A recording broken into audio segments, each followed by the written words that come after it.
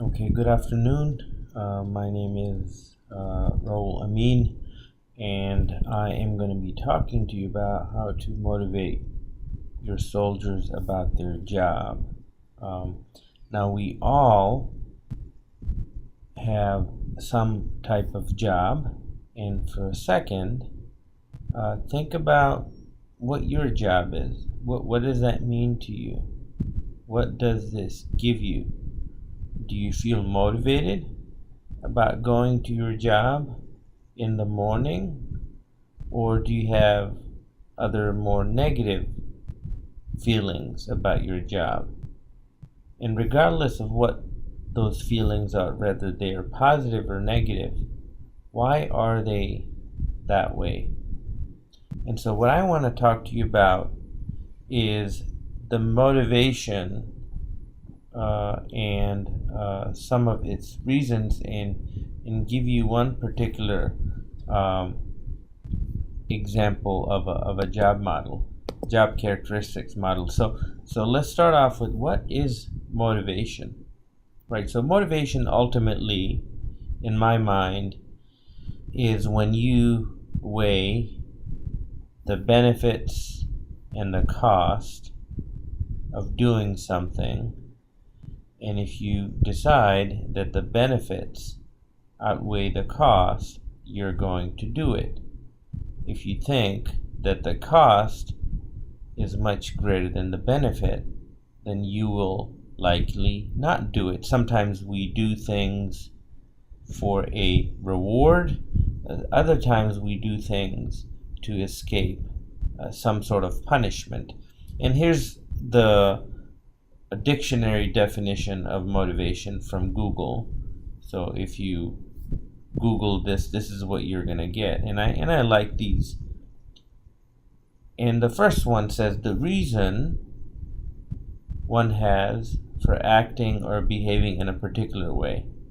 So what are the things that you're telling yourself that's getting you to behave or act your way? Now we're talking about job motivation, so specifically your soldiers.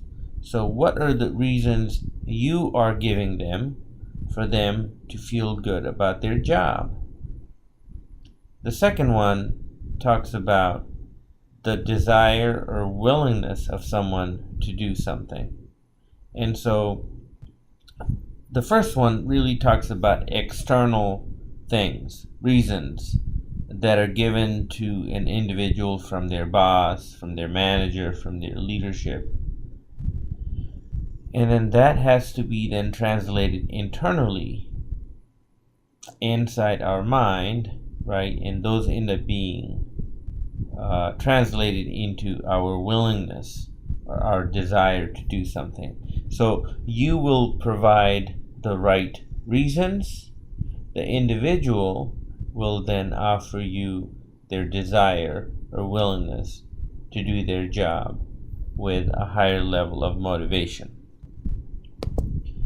So we could talk on this topic for hours and hours, but for the purposes of this particular training, we're going to focus on what's known as the job characteristics model. Now, at the end of these 5 or 6 slides, I'm going to give you a link. And so part of this training is I want you to watch that link. It's about 18 minutes of video on YouTube, and it's really well done, and it's going to go more into this. But job characteristic model essentially looks at under the hood of what causes people to feel motivated about their job. And they came up with essentially 5 different items. The first item is the skill variety. Skill variety is essentially what it says, that it is better for someone to be doing various different type of things rather than one type of monotonous task, right? So moving part A from location A to location B and doing that for 12 hours sounds pretty monotonous and boring. instead allowing people to have various different tasks that they do, and that is going to enhance their motivation. Task identity is really something that allows people to identify themselves with a particular mission in an organization. So for example, a platoon leader, right, that is an identity there. A platoon leader, there's only one of him or her, and when someone says the platoon leader is going to do it, they don't even have to mention the individual's names. So if one of your soldier has to do some sort of task in which they are the identified individual, then that is going to enhance their motivation. Now when you watch the video that I'm going to give you the link to at the end, it's going to go more into that. Now moving on, for time's sake, task significance has to do with the individual knowing or feeling that what they're doing has some significance, right? So all three of these, as you see, psychologically translate into the meaningfulness of work. If I'm doing a bunch of things, i.e. there's a variety, if I'm doing things that makes me recognizable, the task identity, and if I do things that are going to lead to some meaningful change, all of that translate into meaningfulness.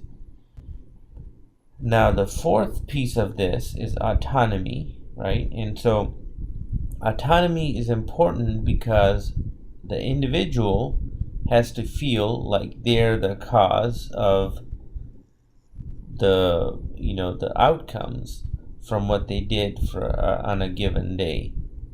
If they think they were driving the bus, then they are mentally or psychologically able to take responsibility of those outcomes. So if something good came out of it, then they're going to feel like they're the one who did it, and they're going to feel more motivated.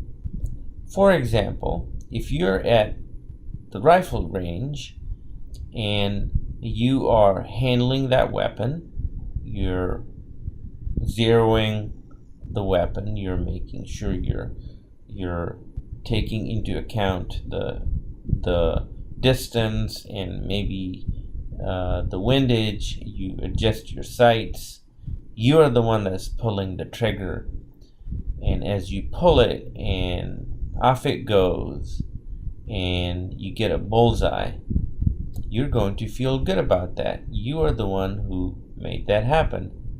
But what if I came along in the process of you being about to shoot and I change all your settings on the weapon and I put my finger on top of your finger and I pull the trigger for you? What would that do? Do you think you're going to be able to take credit for that bullseye? Probably not.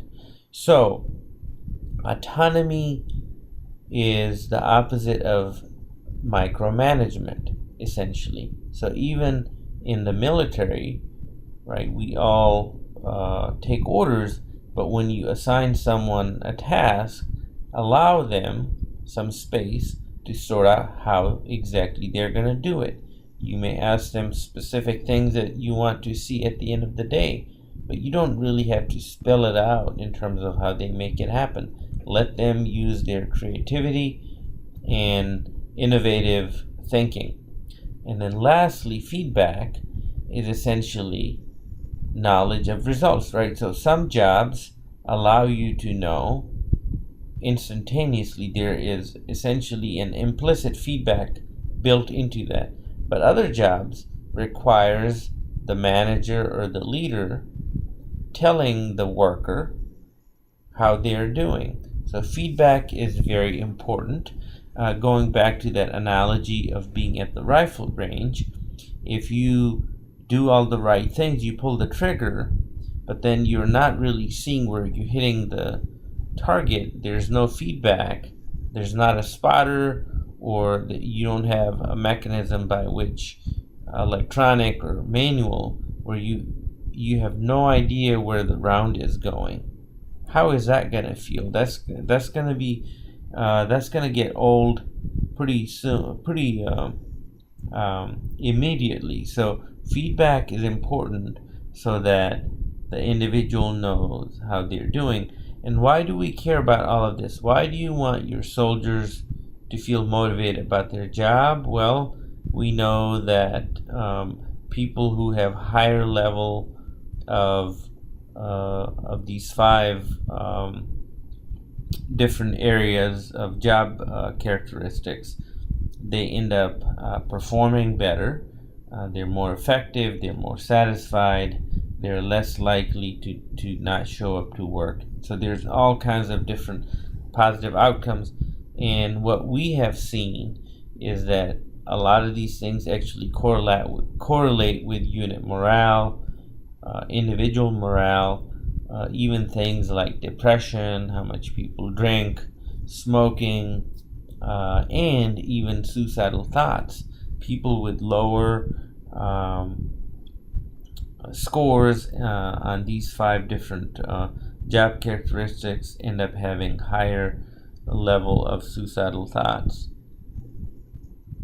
So how do we measure these? So we actually measure this using a scale, and the scale measures those five different areas, and then the scale is essentially giving you what's called a motivating potential score. So the higher the score, the better. Now I wanted to show you the formula so that you get a sense of the role of the job itself and the role of the manager or the leader in your case. And so on the left, in the formula, you see that skill variety, skill identity, and skill significance, the scores from that are added up and then they're divided by 3. Autonomy and feedback, on the other hand, are weighed higher. And so the first 3 items, they have to do with the task itself. And then the last 2 items, autonomy and feedback, relate to the management of the job.